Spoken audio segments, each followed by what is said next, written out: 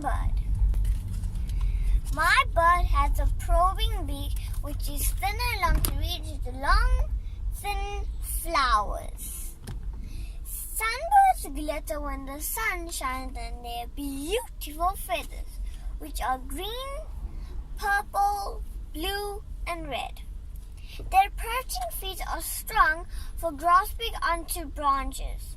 Sunbirds are endemic to South Africa.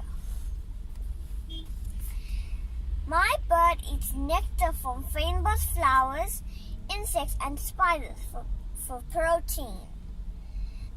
Sunbirds live in gardens, mountains, and forests. They can be found where fynbos is found. These birds have fynbos to grow by pollinating the plants. The sunbird sleeps in trees or small bushes to hide away from predators or bad weather.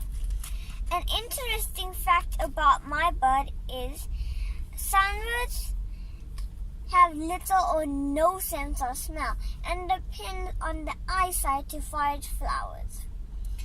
And another interesting fact about my bird is that sunbirds can live up to 16 years. Thank you.